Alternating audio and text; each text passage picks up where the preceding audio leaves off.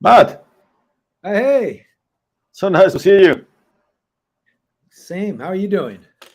Doing pretty well. Very curious Good. about today's topic.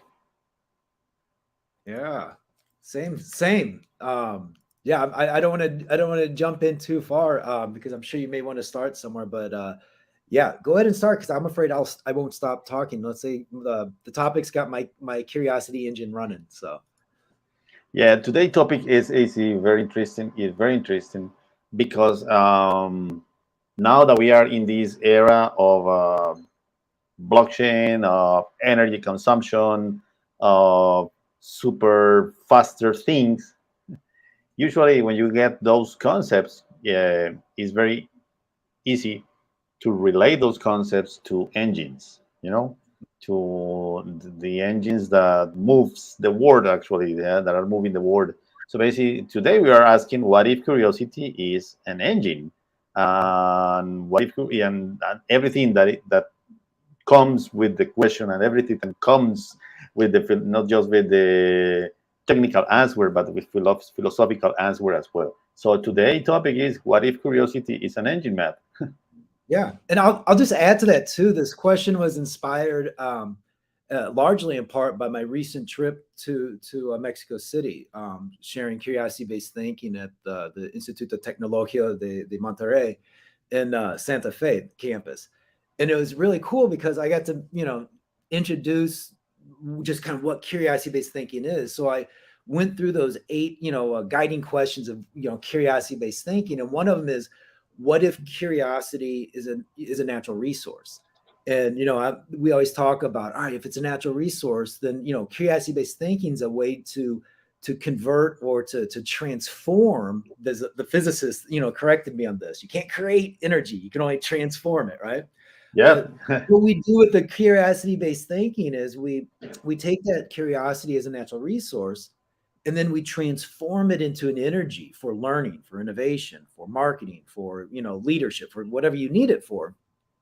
But it's so fascinating because I gave these workshops, these conferences in front of a bunch of engineers, students, a lot of people in the automotive, either working for the automotive industry or studying to become a part of the automotive industry.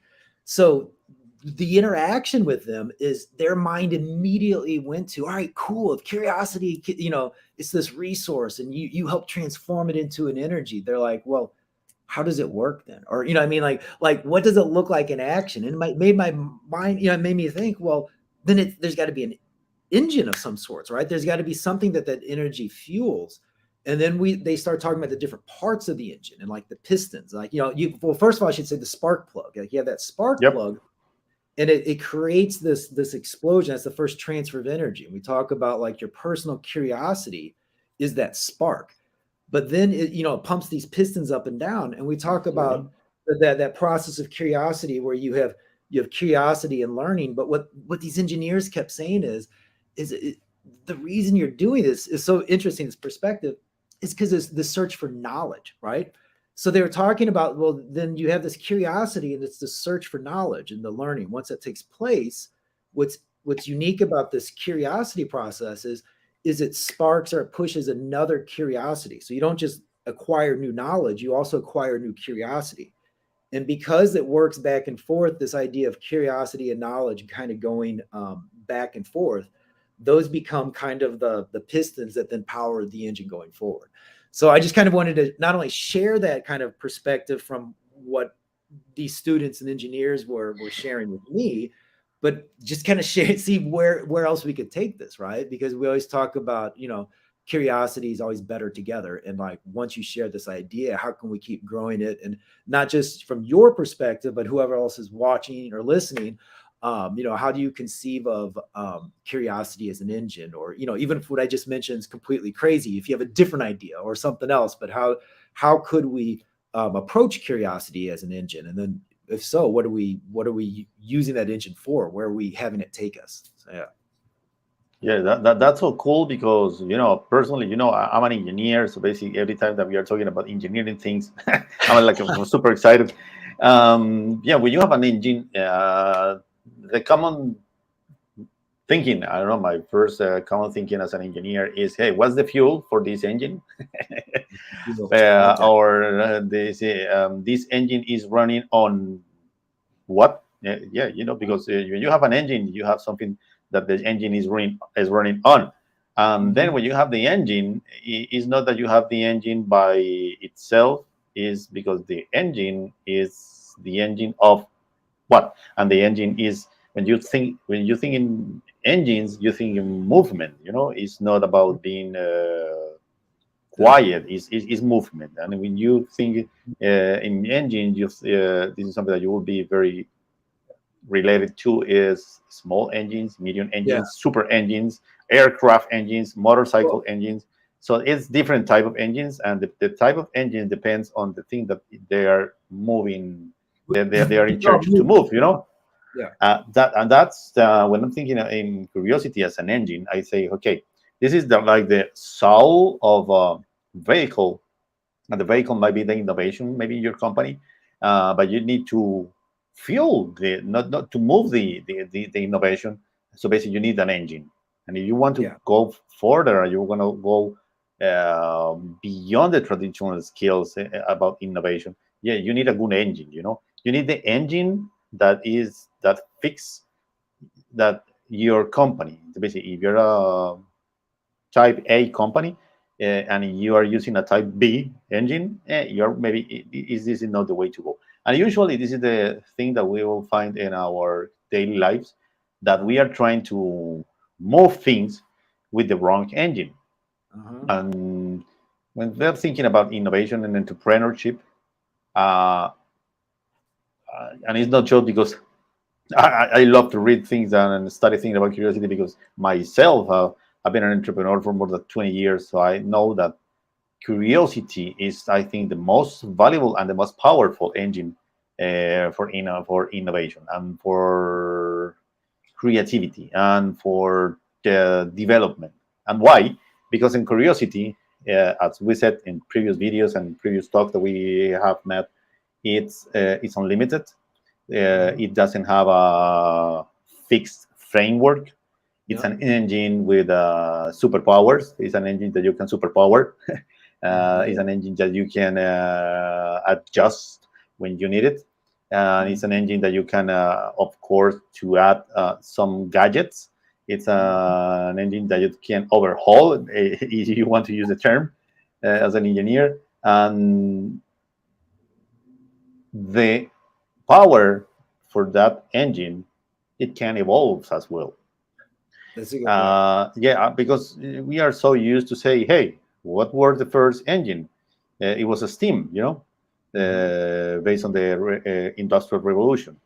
And then we have the fuel oil engine, and then we have the electrical Yeah. engines, and we have even the wind Yeah. powered engines.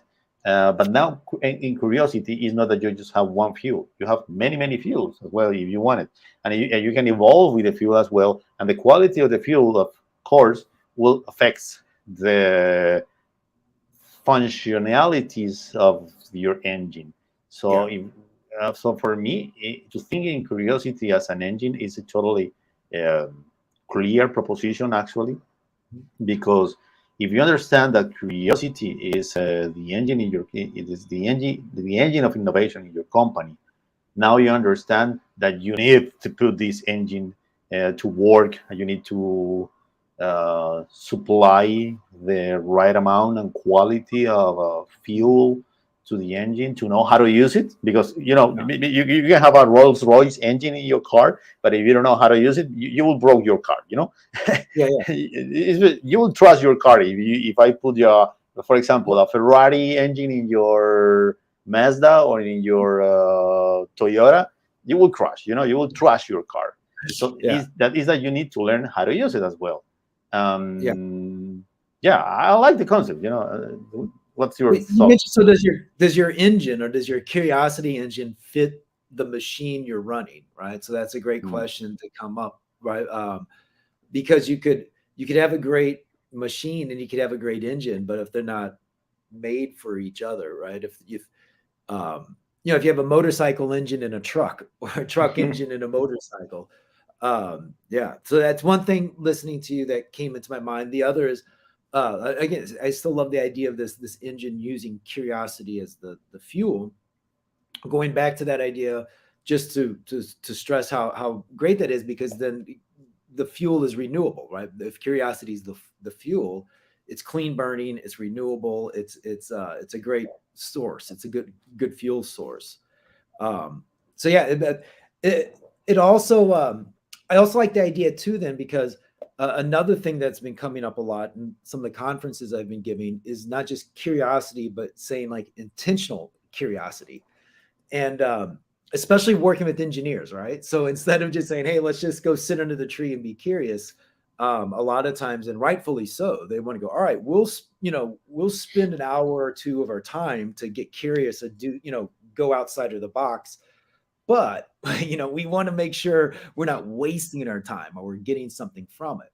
So this idea of intentional curiosity, right? We're going to be curious and go off into these weird places, but we're going to get something from it.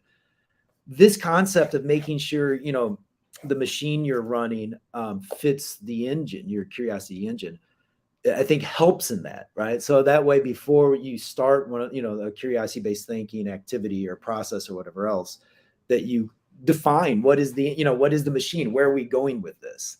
And then if you start with that kind of where are we going, then it allows you to go farther during the curiosity phase. So I think listening to you, thank you, because I think that'll be very helpful in the future to kind of introduce this to others. Yeah, yeah, and it comes to my mind. Now I'm working. I'm listening to you, and I'm working. Oh my God, in different things at the same time. It's if curiosity is an engine, and this is a question, actually, a real question. How do you start it? How do you start this engine? Well, so yeah, how do you start it? Yeah. Well, now again, I was saying the spark plug, but the spark plug needs a spark, right? Because that's the Hmm. thing. I still need, there needs to be some sort of, whether it's a key or a button. There's a spark for the spark, because, um, Yeah, yeah, what's the starter? yeah, Yeah, that's something that it's worth the time to think about it. yeah. Is curiosity is the engine? How do you start it? Hmm, hmm. Actually, yeah. Let's just try this one. Is let me remove this. So, how does it work? Yeah, How does it? yeah, You were very clear about the spark and the pistons, and mhm, that's so nice. And because we have these tools that actually you need to use it. yeah, Uh, so where does it yeah, happen? Where do you use it? Where do you use this engine? yeah.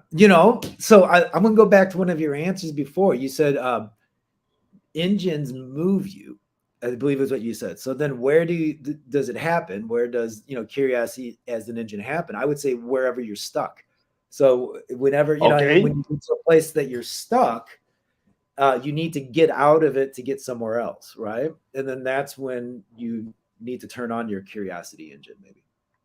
Yeah, and this one I like this Mhm. one. So basically, yeah, you have engines, just Yeah. with the power of with the capacity, I would say, with the capacity to move things. Mhm. So who does it affect? Everyone that needs to be moved, I would say. Sure. Sure. Everyone in the need to move from A to everywhere. Yeah. I'm paraphrasing Albert Einstein. It's not going from A to B, but from going to A to everywhere. Yeah. Uh, so because that's curiosity, curiosity takes you from A to everywhere. Yeah. So who does it affect? Everybody that needs to go from the Well, standpoint to a new one. So just be curious and use these tools and use the power of this engine. Okay, let's try this one. Why yeah. does it matter? Why do you need a good engine? Well, I'm going to just the why I think is connected to the who that you were just describing, Oh yeah. because it's not just the people who it is the people who are is stuck in one place and want to go somewhere else, but it's also potentially everybody, and I don't mean that in a I didn't think of who it. I mean I mean that in everybody, and terms of if you're working on a team or you have a group or an organization, it's a way to really make everybody an innovator, everybody, right? Because if curiosity is the fuel, remember, it doesn't matter how old you are, how smart you are. It doesn't matter all of these other factors, that we all have the potential to be equally curious, and limitless curiosity. So once you realize that, I think in a lot of ways why it matters is because you can empower so many more people to be innovative all the time. So again, think about it as an organization. Instead of the innovation happens in the innovation office by the innovative workers, I mean, everybody in your organization, from the person in the corner office to the person who's opening the doors to whoever else, everybody is now like a participant in this, the processes and the innovation of the organization. So I think that's pretty cool. Not to mention what that then does for the individual. You feel like a greater participant wherever you are. Yeah. Yeah, that's very important. And one thing that usually I got questions. It's yeah, Nestor, this is a so powerful tool. I think people say, hey, I think I quite get it about the curiosity importance, but Mm. usually people say, hey, how do I start? And how do I put curiosity? How do I know that my company or my team is Uh-huh. using curiosity all the time? And I think this is a perfect equation when you say, hey, if you have an engine is Mhm. running 24/7, maybe not. It depends on the work that you are doing, Yeah. so same thing with curiosity. When this engine actually is running, Yeah. I think the curiosity might have two scenarios. That is Mhm. on demand, yes, when Mhm. it's required to run, but when curiosity is required to run, you need the fuel, of course. Yeah. So basically, you need to the preparation, you need the tools to make it run in a good pace. Yeah. Actually, the thing is, when does it when it runs? I would say when it's required. It Okay. depends on the type of company, on the type of situation that you are dealing with. And if you are dealing with situation that you require this engine that 24/7, Mhm. of course, you will need fuel, enough Mhm. fuel to keep this moving and Mhm. working. But at some point, you will say, hey, I need to put this engine to move Mhm. over this weekend in this event, or maybe these Monday morning sessions. So basically, now you know that you need to put this in movement. So now you know that you need preparation and you need some resources to be Mhm. able to move it. And I think this is a good question Yeah. because I would say it will be easy to explain. It will be easier to explain to people that this is something that you need to take care of. Yeah. This is not something that is on the air, on the thin air. No, this is a reality. This is an engine, and you need everything that you need for an engine. You need the fuel, you need the people, you need the thing, you need the I would say uh, clear understanding of the thing that you're trying to move, and then you Mhm. put the engine and start to move. Well, I think that's a good question. so just a thought on the win based on the experience I had down in Mexico City. Is that also just specifically when do people use curiosity as an engine is when they need knowledge, and Mm, because it's a pursuit of knowledge, and specifically like how you move from here to there is like you don't know something, and then you acquire that knowledge. And part of that also made me think, what I wrote down here too is just kind of bend this question around and see if we can explore it in even more ways. Is again, what if curiosity is an engine, and then what if curiosity is the an engine that drives the pursuit of knowledge, which made me think, well, what if that's a good one. curiosity is a search engine, right? So you think about, when do people use curiosity? Well, think of like a search engine, and this came to mind because another feedback I've gotten in the past by people who use the curiosity based thinking in their organizations is that like when you really kind of get some of the processes down and get comfortable with curiosity based thinking, it really kind of operates as almost like a JavaScript. So it's like it operates kind of in the background of any decision you make or any kind of planning you make or conversations you have or collaborations, even if you're not doing it intentionally, because your brain is now kind of trained in this curiosity based thinking way, it just kind of runs as this engine in the background. So when I think about when people use it, it's, I don't want to just say always or whenever, but really it's specifically when you need, some sort of knowledge, specific knowledge, like to, you're stuck, like, you're on this, you're almost there and you're like, I can't get over this. Well, if you can trigger that curiosity to pursue that specific knowledge, that's a powerful engine, right? Oh my God. Yeah, I Does that have make the, sense? yeah, totally makes sense for me. Actually, I was thinking about the Web3 that we are working on.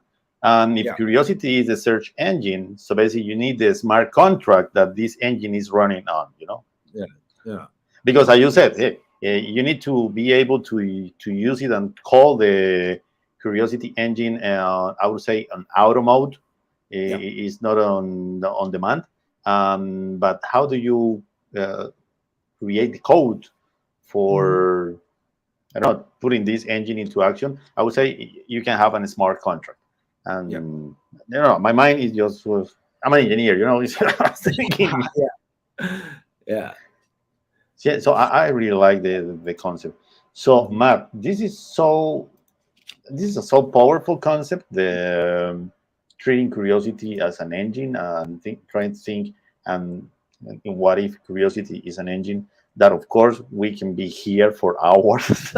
Yeah. Just I'm already thinking just on curiosity as a search engine now that because it would be a whole different conversation, I think. But anyway, yeah. yeah, yeah, Yeah. sure. And I'm sure based on the conversation that we had today, you will have like enough ideas for like at least 10 posts on Medium. That, yeah, definitely. Yeah. Yeah, that this is something very important, and to call the attention of people that it actually is watching these videos. That we have a new set of tools that you can go to look for more information about curiosity. We will share below this video a couple links. For example, we will share with you under the video the link to the Medium account on the Medium page that actually Matt is running and he is writing very, very often. And now he is one of the top writers about innovation on Medium, and not just in the US, but worldwide. This is something that you need to pay attention as well. Don't just subscribe to this channel. And please, this is very simple. Just go to this video and just click here and like. It helps us. It helps us a lot to have more content for you. Um, be sure that if you have if you are curious about some things that we are saying today, that we have said on previous videos, just use these contact options, and please look for the next one and be Yeah. curious about curiosity. Yeah. As always, great chatting with you and growing these ideas with curiosity, Nestor. So yeah, have a great week and excited to get curious with everybody. Yeah. Yeah, thank you. Thanks.